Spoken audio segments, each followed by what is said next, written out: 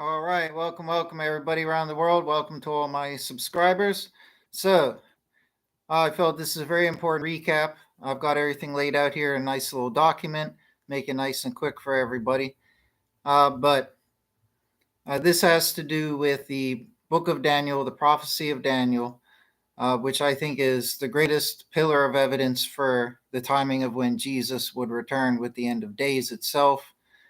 And as I've said many times before, and I cover in my books, I'll get into this in a moment because I'm putting out a revised edition of that, which I'll explain briefly.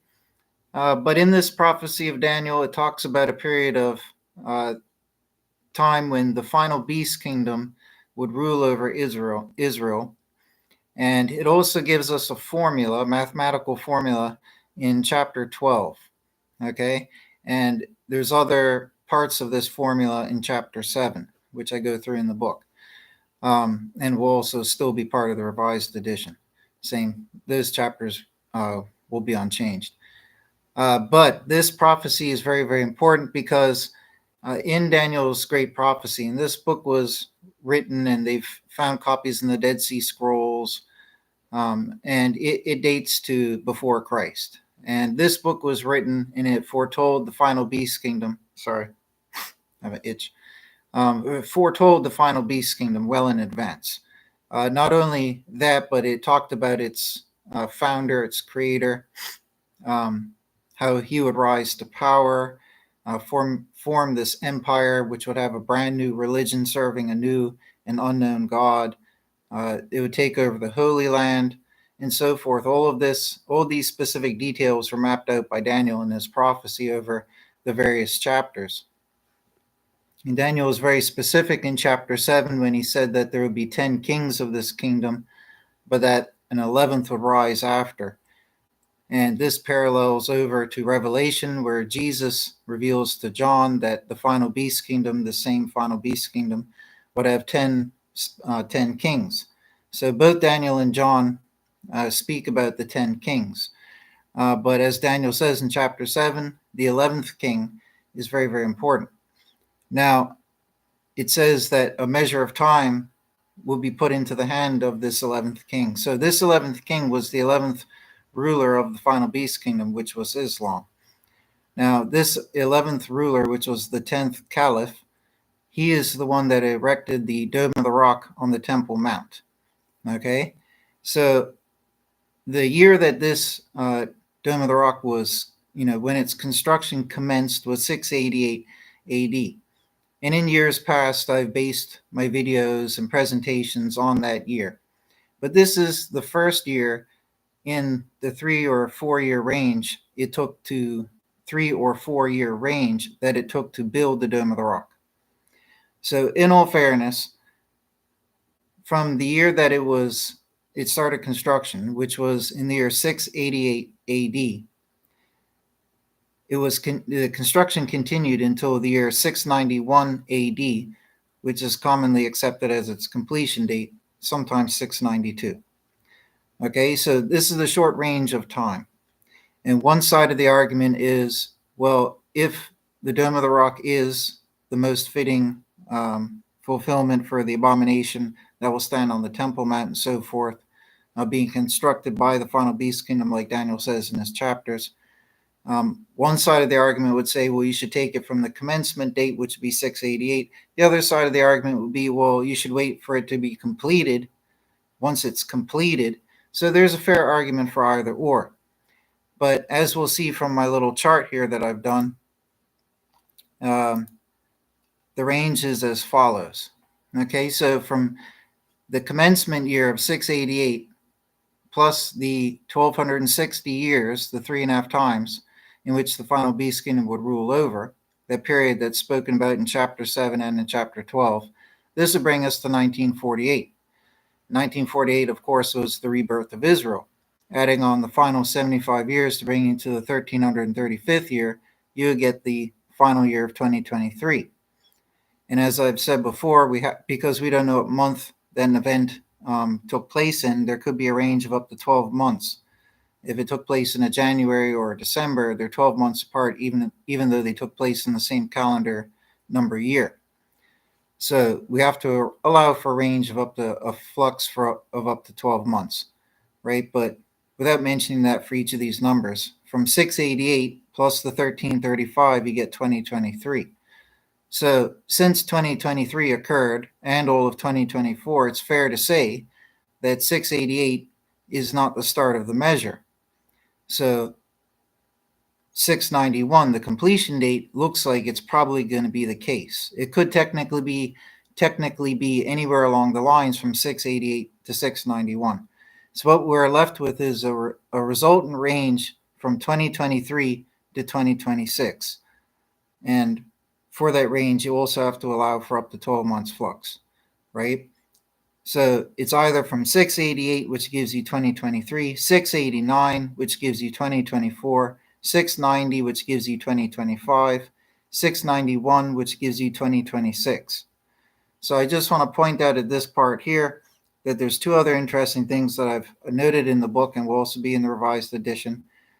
But if we look at the year of Jesus's baptism, which was 23 AD, in the year of his death at 26 AD, and we do the following simple arithmetic.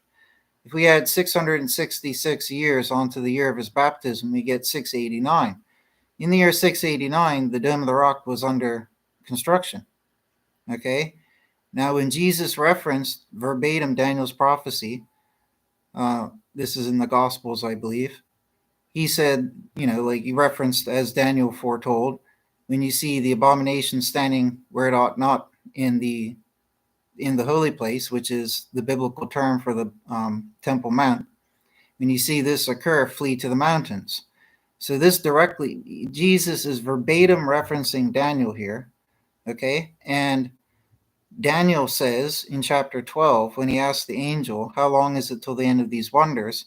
The angel tells him, from the completion of the scattering of the holy ones, there's 3.5 times until finished are all these. So the completion of the scattering logically correlates to when the Abomination, the Dome of the Rock, was being built on the Temple Mount. They had already conquered Israel and taken it over in 639 to 640-ish AD. But it was at the time of the 11th ruler, who was the 10th caliph, like I said, who built this Dome of the Rock. Okay? And at that point there, a currency was also put out, which had the Bismillah stamp on it. And the Bismillah, as I mentioned in the book, when written, almost perfectly matches what John wrote in the Greek original manuscript for 660 and 6. Now, this links back to what I said before. If we count from his baptism year, 666, it goes to 689. If we count it from the year of his death, 666, we get to the year 692. That's basically the range from the commencement to the completion of the Dome of the Rock. Okay, so that's something definitely worth noting here. But also, if we take the year 691, the completion date year, and we add the time given from Daniel, we come to 2026, like I said earlier. Now, this will line up with one of the other chapters in my book, which will be in the revised edition as well. It links over to the prayer of Gethsemane. When Jesus was with his disciples, he told them, wait here, watch for me. I'm going to go say a prayer off there in the wilderness. When Jesus went out there, there's this great important prayer about this cup of wrath, that he was handing it over to God. And this cup of wrath is spoken about many times in the Bible. If you read Revelation, the cup of wrath is poured out upon the harlot city, the mystery of Babylon, which, anyways, I'll save that for later. So a very important prayer. And Jesus was saying this before he went on to die. So he was very afraid at the time, it says, he was distraught. And he said this great prayer. But when he came back to his disciples, they had fallen asleep. And then this repeats 2 more times. And what this shows is that the whole story is a message that shows us something, that reveals something to us. As I detail in the book, I mean, this is fairly common sense and logical. The first time he prayed, he came back, they were asleep. So he gave him a second chance. He said, wait here and watch again. I'll go away and do it again. So he went away again. Now, why would Jesus go do that again? Because part of the required thing was that his disciples stay ready, waiting, and watching for his return. But they didn't. They fell asleep. All this terminology is used in other chapters of the New Testament, as I show in the book, about being asleep or awake. We have to have this hope for his return and this and that there. And many parables Jesus himself gave about when he returns and he comes knocking. If you're asleep and not ready to let him in, you basically be turned away type of thing. So it's just stressing on being awake and not asleep. Okay. So what it shows us is that he came back to his disciples 3 times and they were asleep. Okay. He rebuked them twice. The first time he came back and they were asleep, he rebuked them. He went away again, did everything again, came back again, they were asleep. He rebuked them the second time. Then he went away a third time, which was the last time. And when he returned from that third time, that was the very last time. He gave his final edict, and then that was it. And then he went on to his death. Okay? So what we're seeing from this is that he's repeating this process, because part of the process is his disciples have to await his return and be awake and watching and ready. They can't have slumbered and fallen asleep, which isn't literal sleep, physical sleep. Okay? Jesus didn't mess up his prayer 3 times. It was the other recipient part of this that messed up. So that story is obviously meant, right? Like nobody else has picked up on this, but it's obvious that it's showing us that we're supposed to take this lesson from it. Okay? And if you understand the terminology from Psalm 90, where it says that a day with the Lord is like 1,000 years, and this is a watch. Okay? This is what Psalm 90 says. When you go and look at all the times Jesus says, like I mentioned in the book and all my videos, that he'll return after 2 watches and arrive on the 3rd watch. There's a handful of verses where it is said that he will be returning after 2 watches and so forth. So a watch is 1,000 years. And we know from the prophecy of Hosea, the famous prophecy that even Judaism says is talking about when the end of days will come, that after 2,000 years, at the start of the 3rd 1,000-year period, they'll be healed. So this would correlate with what Jesus revealed. So if we take the 2,000 years from when Jesus died in 26 AD, that obviously brings you to 26 AD, 2026 AD, okay, which correlates to 691, the completion date for the Dome of the Rock. Okay, so if we're going by the completion date for the Dome of the Rock, signifying when we start the measure from, not knowing what month it was finished in or what month it was taken from, but that year in 691 or 692, whatever it is, but in 691, that'll bring us to 2026, okay, which would be 2 watches after Jesus died. He returns on the 3rd watch. Okay, so if Jesus was to have returned 1,000 years after his death, people and mankind wouldn't have been ready. He then returns after 2,000 years, so he'll return again. Okay, this is the important thing. So I think the obvious case is that clearly and evidently it wasn't in 2023 or in 2024. The other thing that's undeniable is that in these years, 23 and 24, the various nations rose up in conflict against Israel and did the attack and so forth, without getting into further detail. Now, in Ezekiel's great prophecy, he names the nations that are going to take part in this. And one of them is Persia, which is Iran. Turkey was, he doesn't say Turkey, obviously. They're under different names and regions back then. But all the ones that he names off are the ones that are in conflict now with Israel. And this can't be a coincidence. So if you're looking at Daniel's prophecy or Ezekiel's prophecy, they're written by different people at different times. And all of them are written probably 2,000 plus years at least. I mean, we have copies that date, around the time of Christ or just before. And these books are written 2,000 years before these events are being fulfilled.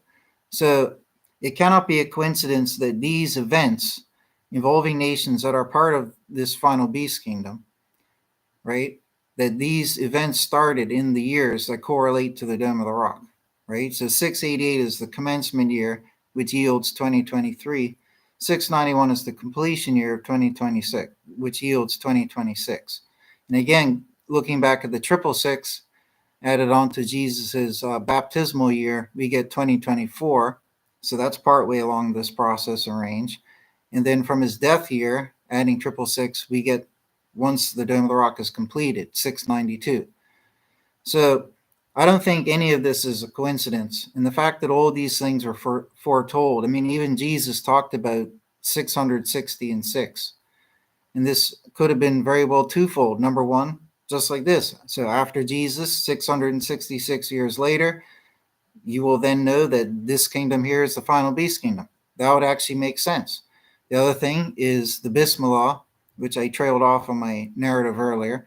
But the Bismillah in Islam, a very sacred oath that they make, swearing their allegiance to their God, and it's written in Arabic, and it's almost a perfect match for the 616:6 that in Greek that John wrote in the original Greek manuscript, which there are records and copies of.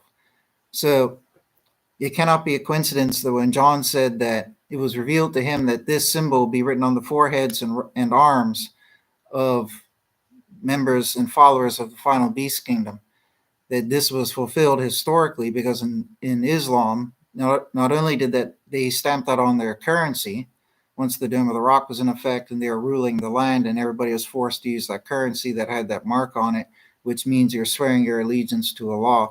But they would literally, and still do to this day, put it on their forehead and on their right arm, directly fulfilling what John foresaw.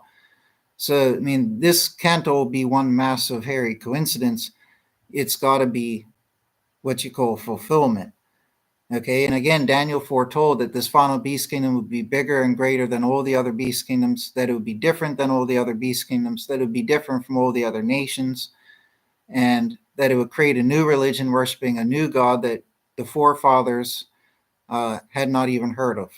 And that this God would eventually take over not just many lands, but also the Holy Land, subjugate, the holy people, and rewrite the laws, the calendars, it says, many things, amass a wealth of treasure, and so forth. But all of these things came true with Islam, every single one of them. People have said that it's Rome, but it can't be Rome for many reasons I won't get into for this video. But number one, Jesus said that the 10 kingdoms of the final beast kingdom haven't risen yet. And if Jesus says this, we know that Jesus was born during the time of Rome and died at the hands of Rome. So for Jesus to say the 10 horns of the final beast kingdom don't have a kingdom yet means that Rome isn't the final beast kingdom. And also Rome is just like Greece, which came before it. And Daniel clearly said in 3 places that this final beast kingdom will be unlike any of the other beast kingdoms. So all of these things came true with Islam. New religion, new God that nobody else had heard of, took over many nations, took over the Holy Land. So in one of Daniel's chapters, he says Egypt, Cush, and this other region could not escape his grasp, his empire, essentially. And even to this day, Egypt and this and that there, those are all part of the Islam. They're all Islamic nations. So his prophecy came true on so many levels, and this prophecy was written, 700 years before these events even took place. And, Daniel's prophecies on the other stuff 2,000 years before they took place. So for all these things to be foretold so far in advance, and then to end up linking up with what another prophet, Ezekiel said, completely different prophecy, but for the events in history to start taking place in the same year range is pretty uncanny. I would say the mathematical odds for Daniel's prophecy being just a bogus writing, but historically ending up being fulfilled, I think mathematically it would just be impossible for that to be the case. It has to be a legitimate prophecy. There's no way that Daniel could have predicted all these things or been shown all the, there's no way that somebody can make up all that stuff. There's absolutely no way. When Daniel specified the 11th king would be the one from which this measure of time is taken, the 3.5 times, which correlates to the Dome of the Rock date. If he had just said the 12th king, then this would be askew, but he said the 11th. That's just one example. There's so many notches on this that you could alter, and if they had been altered, if it was a bogus prophecy, there's so many points where it could have faltered. but they all came true, right? And if it's a bogus prophecy, why give that level of detail with so many specific conditions that would have to be historically fulfilled in the future? You would just keep things more simple and basic. But Daniel gave the most elaborate prophecy ever in the Bible, if I'm not mistaken. His description of the final beast kingdom, its ruler, and the creation of that kingdom up until the arrival of the end, that covers almost an entire chapter or two. It's quite huge, and there's an immense amount of detail about the one figure of the one who founds and creates that final empire. So you don't see anything like this elsewhere in the Bible, especially in a vision, right? When a prophet is relaying a vision, it's not seen. And so much specification was given, but yet all of it was fulfilled. This is my point. So whoever wrote it back then, like I've always said, it's either a bogus prophecy that happened to come true, or it's a real prophecy that came true. And if you look at the odds, it's probably more likely that it was real prophecy that came true. It would be more impossible for it to be a huge coincidence. It would probably, even if God was involved, it would probably take more effort to correlate and have so many different factors, like little gyroscopes, thousands of them, all correlating and tying together perfectly so that things could happen in history and fulfill what this bogus thing said, so it could coincidentally look like they were all fulfilled. I just think the odds of that occurring are more fantastic, supernaturally impossible, than it just being Daniel was shown a vision of something that will occur. If you see my point, I think it's just more simple and logically plausible that it's a real prophetic vision. He was told by somebody who has knowledge outside of our time, space, and matter from God through an angel, and he was shown this or told this and partly shown this. So I think that's what we have to wait for. Obviously, it's not been 23, it's not been 2024. We're in 2025. 2026 is next year. But we have to allow for up to a year flux. It's oddly correlating and ironically correlating with these big shots in UFOlogy who are saying that there's going to be some big arrival of aliens in the year 2026 or 2027. There's like 4 or 5 big shots who've all admitted to this. A lot of other video testimonies from various peoples, like a military person and this and that, like so, I don't know if he's a sergeant or something, some member of the military. So whether this is true or not, if it is true, it would correlate entirely with the Bible. But those stories of an alien invasion are not being told from a biblical perspective. They're just being told from a non-biblical perspective, which is just going to rile up fear in the populaces. According to the Bible, Jesus returns with the legions of the heavens. There are going to be these heavenly messengers, the hosts of the heavens, who inhabit where the sun, moon, and stars are, as the Bible says. So Jesus is coming with armies of the heavens, and maybe the authorities or the militaries and this and that there have gotten wind of it through certain contacts that they have. Maybe they're aware of some big fleet making its way here. Maybe that's what this is all leaking out about, but they're not talking about it in a biblical context. But in the biblical perspective, it makes perfect sense. Okay, so I just think people need to be prepared. I mean, I've had dreams on this as well. I don't like to use dreams as evidence really for anything, but I can't deny that the dreams just line up perfectly with this, and they're incredibly hard-hitting and realistic. But there's just too many things correlating here in the arrival of the UFOs around the world at the end of 2024. We've never seen anything like this in 80 years. It's never happened like that before. So something big could very well be coming. That's the thing. And I just think that everybody needs to take in consideration that range of dates, because it could very well have just been the completion year for the Dome of the Rock this whole time, bringing us to 2026. Is this a real problem? Because 1948, you could say, would have been the most fitting date, the year of the rebirth. Well, in 1949 is when the first president and the Knesset were formed.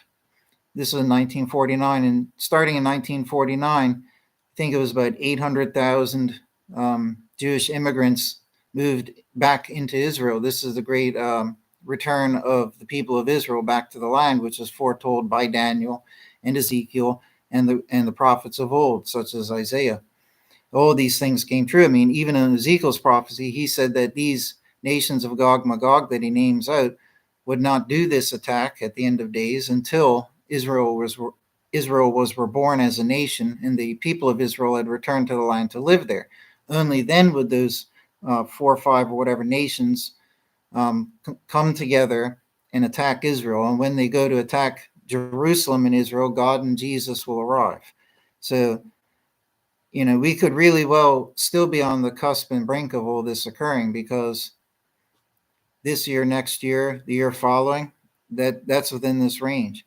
If this time span passes, if the year 26 and then 27 passes and nothing has occurred, then we have to reevaluate this, these prophecies and the interpretations and all of that there. But this whole time, that's what it's come down to. So, like I said, the world events with everything with Israel, with these UFOs, everything's just showing that it's right here in this timeline. And ironically, we were told about in Revelation 11 that there would be a period of 3.5 final years. So this range of 3 to 4 years here from the 688 date to the 691 gives you the range of 3 or 4 years. There you go. That's, you could say, the final 3.5 years, because if it does happen on 691, in the case that it happens in 691, 692, that means we would have had the 3.5, 4 years from the commencement date mark, right, for the Dome of the Rock. So in a sense, that's kind of fitting poetically, because while this Dome of the Rock was being constructed for those 3.5, 4 years or whatever, this would then parallel over to the final 3.5 years when, things are happening on the earth and this and that there. And that 3.5 years culminates with the 2 witnesses rising up with the resurrection, the rapture, because God and Jesus have arrived. So that could just be a parallel there. The final 3.5 years would just be paralleling this period of time in which, you could say it's paralleling this period of time here. But anyways, everybody should still be on their toes, be ready, waiting, and watching, because just like the Gethsemane parable showed us,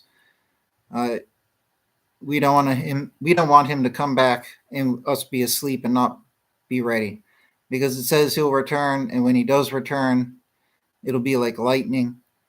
And the messengers will be sent across the earth like lightning. The gathering, the rapture will occur. The resurrection will be occurring. Then we all rise up together.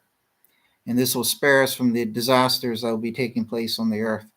So, and it's just irony that science has now identified that there's a meteor that will probably hit the earth. Could, like 2% chance, but it's one of in my lifetime that I recall, it's the only time, maybe even going back 100 years, where there's ever been in the news. Yeah, there's a chance something could hit us. If it hit, let me tell you something. If that thing is like 300 feet across, if that thing hits the ocean, it could cause tsunamis that could wipe out nations. Okay, if it hits land, it could wipe out a whole city. Right? It's gonna be pretty bad. But the point of it is that they never warned us that this was coming until just now, right? But they want us to believe on a regular basis, like every day, normal life. They want us to believe that everything's in control. They're aware of everything. They're not aware of everything. They're probably only aware of 5 or 10% of what's flying around out there.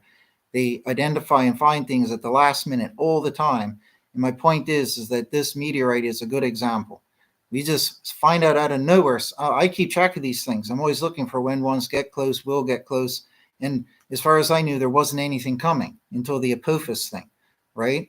But then they come out of the woodwork and say, oh, this one's going to 2% chance it could hit us and be disastrous for the imminent areas, right? So that just goes to show we could be getting, these cataclysmic changes with the earth.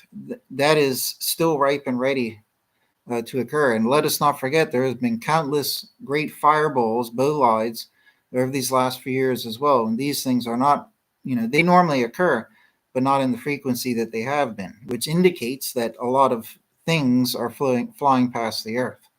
And if you go to NASA's own website, they admit whatever the figure is. Like I said, 5 or 10% of the objects that are out there, potentially hazardous objects that are floating around, they only know about 5 or 10% of them.